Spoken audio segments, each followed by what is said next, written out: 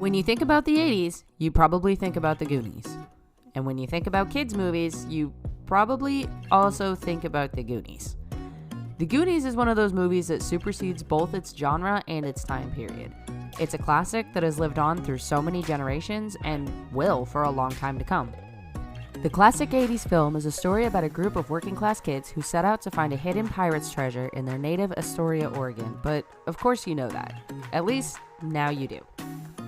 There is a lot to love about this movie, from its great cast of young actors to its riveting storyline.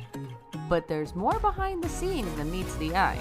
So on today's episode of Pop Culture and Beyond, I'd like to take you on an adventure. So strap on your pirate hats, kids, while we explore 10 swashbuckling facts about the Goonies.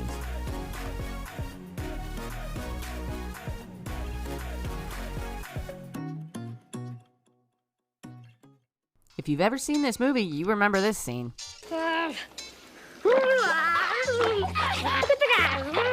Jeff Cohen was considered to be a hard worker on set and was so dedicated to his job, mostly out of fear that he would be replaced, that he came to work with the chickenpox. You can even see a few of the little red marks while he's doing the iconic truffle shuffle.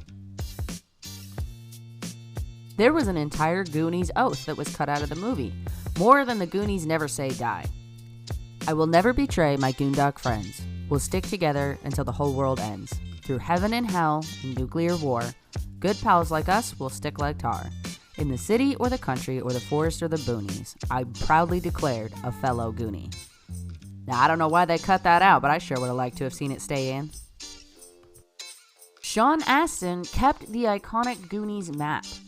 He was allowed to keep it as a keepsake. Unfortunately, however, his mother, years later, would throw it away, thinking it was just a crumpled up piece of paper. How could you? Jeff Cohen, aka Chunk, still works in the entertainment industry. The role of Chunk is his only acting credit, but the once former actor went on to obtain a law degree and works as the founding member of a prestigious entertainment law office. Good for him!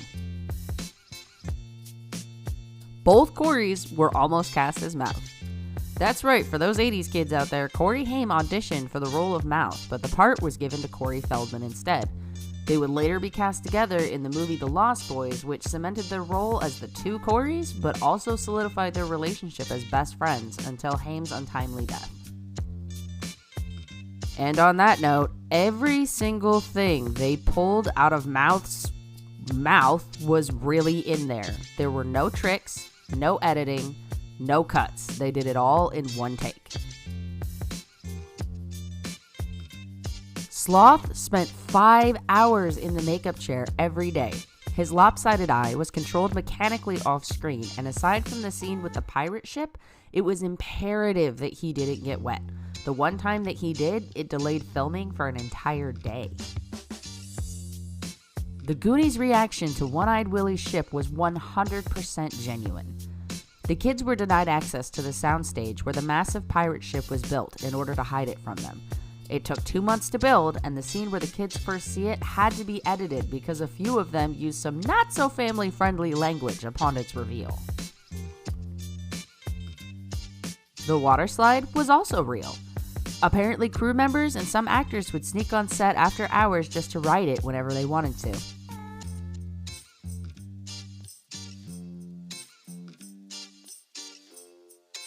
There was a deleted scene with an octopus.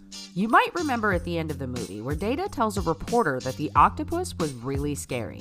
That's because there was a deleted scene where Steph and Mouth get attacked by an octopus after fleeing One-Eyed Willie's ship.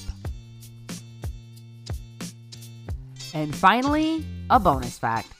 In the novelization of the Goonies, it confirms that Chunk's parents do in fact adopt Sloth. They even throw him a bar mitzvah, and I would love to see that photo album. That's all for this week's episode, guys, and until next time, remember, Goonies never say die!